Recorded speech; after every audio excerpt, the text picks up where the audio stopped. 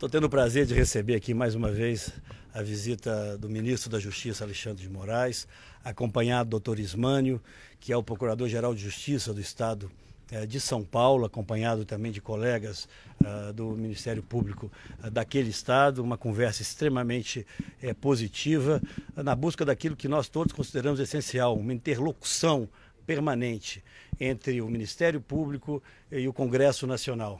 Falamos aqui de algumas questões mais momentâneas que estão na pauta do Congresso Nacional e ele traz também algumas contribuições que já foram encaminhadas, inclusive ao presidente da Câmara, Rodrigo Maia, nessa pauta do combate à corrupção, que não deverá se restringir apenas àquelas medidas que estão sendo elaboradas e discutidas na Câmara dos Deputados. O combate à corrupção é uma ação contínua, permanente, e os ministérios públicos estaduais se somam a outros esforços e apresentam também sugestões que, acredito eu, serão debatidas tanto na Câmara quanto no Senado. O Brasil precisa da harmonia, como prevê a Constituição, mas da interlocução permanente entre os poderes. E essa troca de experiências eu acho que ajudará o Brasil a superar as suas dificuldades. A Carla Bigato, premiadíssima ontem no Prêmio Comunique. Você também, né, Marcelo? Ainda de cílios postiços. Disse pra mim dormir às 2h30 da manhã, de olho aberto, maquiagem, tá aqui ela exatamente como estava ontem à noite. Que horas foi dormir, Carla Bigato? 2h30. 2h30 da manhã. Mas eu não tava assim, não. Tá um pouquinho melhor. Parabéns aos dois, hein? Premiadíssimos. Deixa eu fazer aqui um registro, saudar a nossa Carla Bigato mais uma vez, o nosso companheiro e presidente vitalício eterno guru José Simão, foi também premiado, ganhou o troféu de colunista de opinião no Prêmio Comunique-se. A Mônica Bergamo, mais uma vez, colunista de notícias, homenageada também, premiada. A nossa Sheila Magalhães, que é a chefe do jornalismo aqui na Band, diretora da rádio, ganhou na categoria de melhor executivo de veículo de comunicação.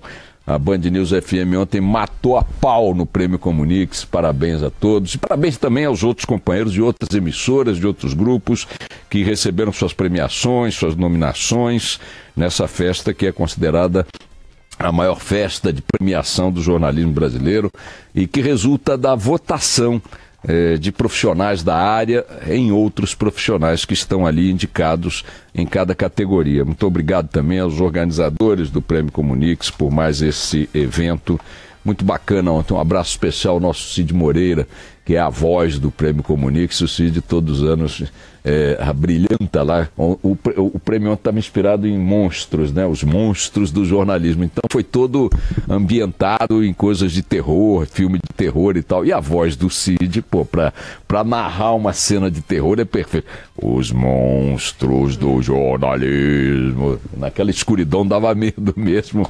Um abraço a todos. Obrigado também aos nossos ouvintes pelas muitas mensagens aqui, aos nossos companheiros da Band News FM. Minha gente, o dia de ontem foi um dia muito, muito importante, sob vários aspectos, por coisas que sinalizou e em direções não necessariamente coincidentes, né? Nós tivemos eventos políticos ontem sinalizando para um determinado país e eventos políticos ontem sinalizando para um outro país.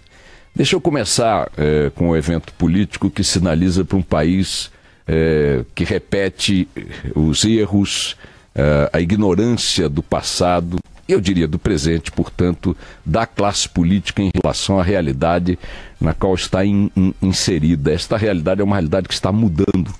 Eu tenho insistido aqui, acho que muita gente pensa da mesma forma, o Brasil não é o Brasil de outros tempos. Essas coisas não são percebidas num dia, nem construídas num ano. Elas são processos históricos, mas é possível perceber a curva, o grau, o ângulo que a história está percorrendo para dizer, não, para este lugar não estamos indo, não. E não estamos indo definitivamente no mesmo rumo em que a história nos colocou até agora no campo da política, da gestão da coisa pública do Estado brasileiro.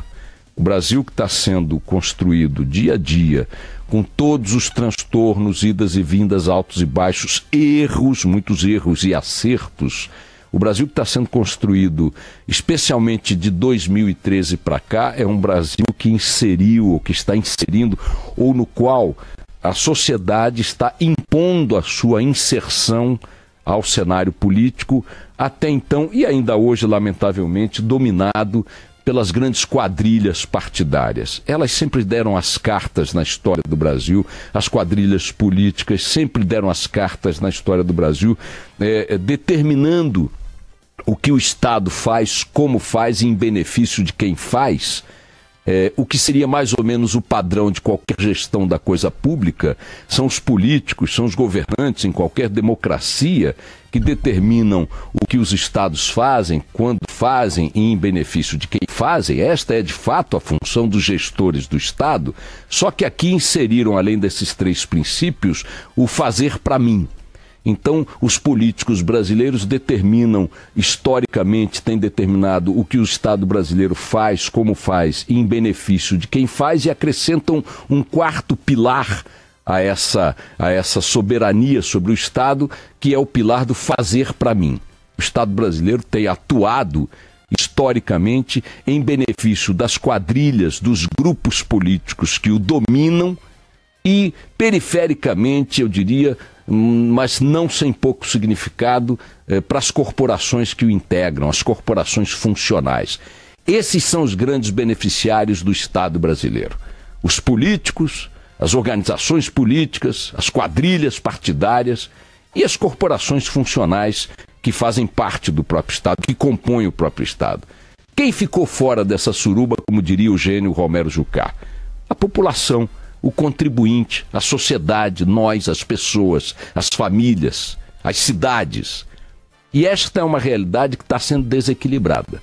Como num terremoto, os pilares desse edifício envergaram, racharam, entortaram. E a tendência é que ele ou mude o seu desenho, sua arquitetura de forma radical, ou venha abaixo para ser reconstruído com outro desenho. Isso eu acho que está acontecendo. E está acontecendo rapidamente no Brasil. E quando você diz que os políticos parecem, muitos deles, não se dar conta dessa verdade, você se baseia para afirmar isso em coisas como as que foram decididas, ou foi decidida no Senado Nacional. O que fizeram ali os políticos que continuam insistindo na ilusão, na utopia de que não serão submetidos à vontade popular, cada vez de forma mais intensa e mais próxima do horizonte. Eles aprovaram um fundo para financiar campanhas políticas, portanto, suas campanhas, com dinheiro público. Antes queriam 3 bilhões e 600 milhões de reais. A pressão, se não existisse, a prova de que ela existe e de que ela é enorme, fez com que eles reduzissem para 1 bilhão e 800, 1 bilhão e 700. Ainda assim, é um volume de dinheiro imoral, gigantesco, inaceitável para ser colocado nessa destinação. E que destinação é essa? Viabilizar financeiramente a atividade de organizações partidárias que tem que encontrar em outros recursos, em outras fontes legítimas, lícitas e resultado de seu próprio esforço de mobilização popular, o dinheiro para sua sobrevivência, o dinheiro para sua atividade. Ainda que se possa dizer que em vários países do mundo há recursos públicos financiando a existência dos partidos e as atividades eleitorais, é uma discussão que eu acho que tem que ser deixada em aberto para perguntar por quê. Especialmente em realidades como a nossa, onde 1 bilhão e 700 milhões de reais fazem muita falta a muita gente. Quantas vidas podem ser salvas colocando 1 bilhão e 700 milhões de reais em programas públicos de saúde? E em saneamento? Saiu ontem uma pesquisa mostrando que 60% dos brasileiros, ou melhor, 60% do esgoto no Brasil corre a céu aberto, atingindo mais da metade ou quase metade da população. Nós somos um país em que 100 milhões de brasileiros, crianças, idosos, adultos, trabalhadores, tudo que vocês possam imaginar, convivem com o cocô na porta de casa. Essa é a realidade do país, e é assim porque o dinheiro que tinha que encanar e mandar tratar esse cocô é destinado a outras coisas. Que outras coisas? Dentre elas, campanhas eleitorais. Ah, porque gastamos 5 bilhões na última campanha. E daí? Ah, porque queríamos 3.600, aprovamos 1.800. E daí? Quem disse que nós queremos dar 1 bilhão e 800? Quem foi consultado? A população foi consultada sobre sua vontade de destinar dinheiro público a estes cavalheiros e damas para fazerem suas campanhas eleitorais? Consolidarem suas opções de vida, opções estas que se conduziram livremente para a carreira política?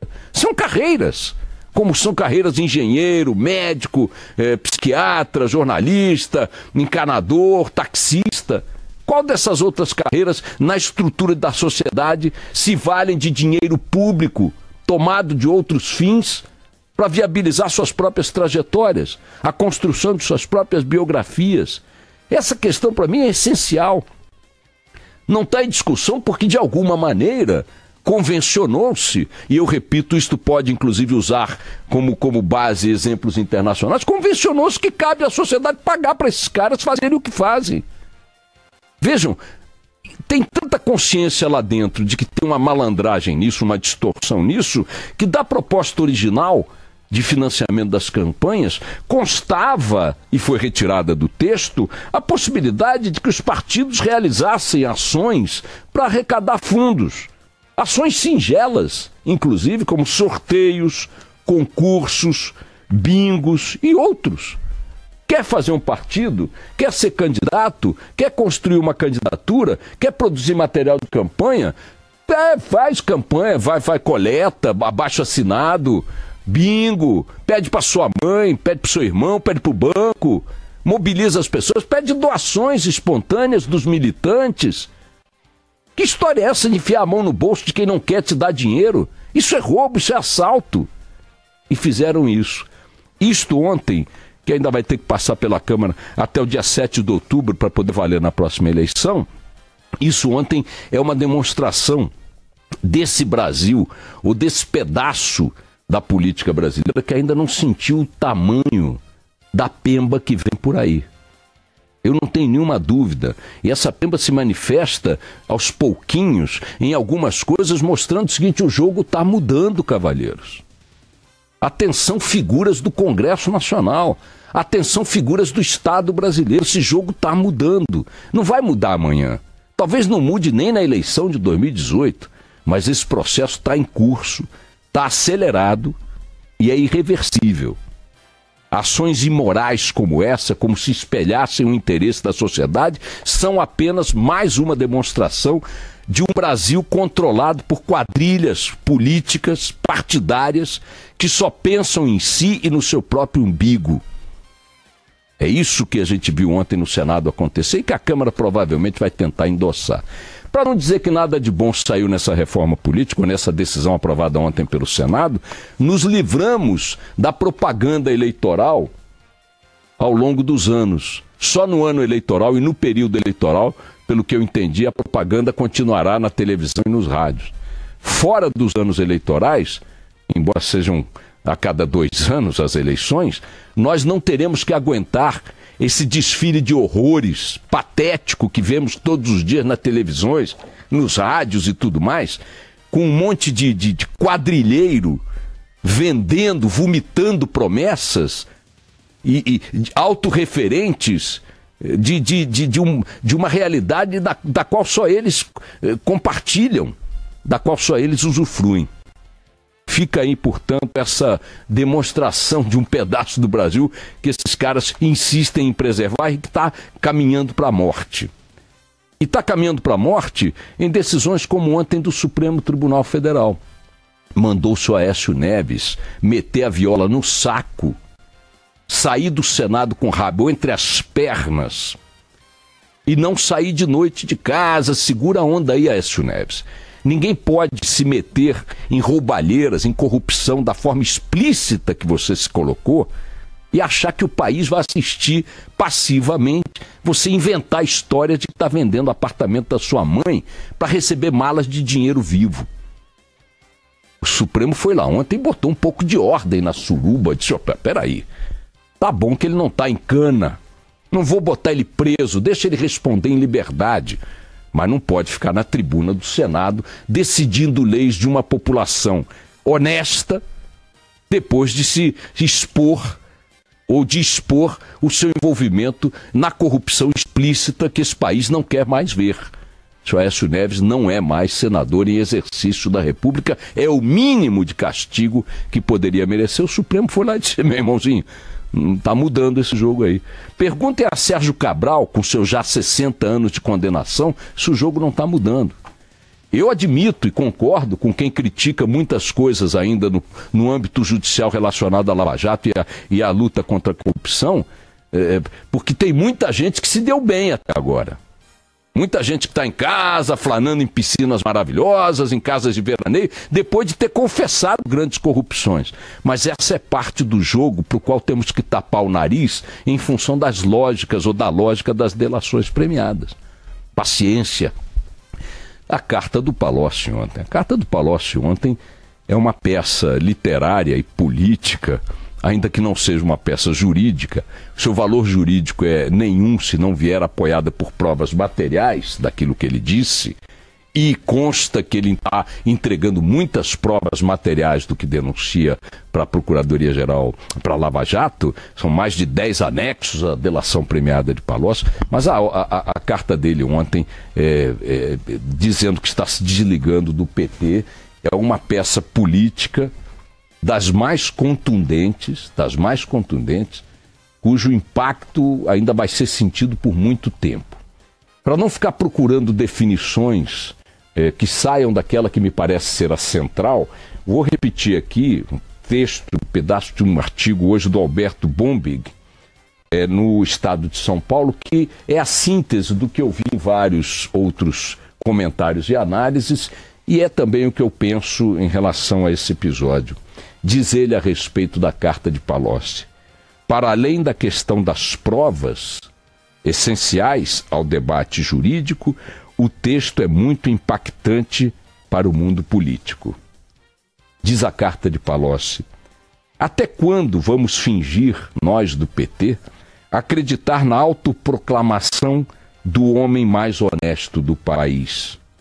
Afinal, somos um partido político sob a liderança de pessoas de carne e osso, ou somos uma seita guiada por uma pretensa divindade? Pouco importa que Gleisi Hoffmann desqualifique o Palocci. Pouco importa que Lula desqualifique o Palocci.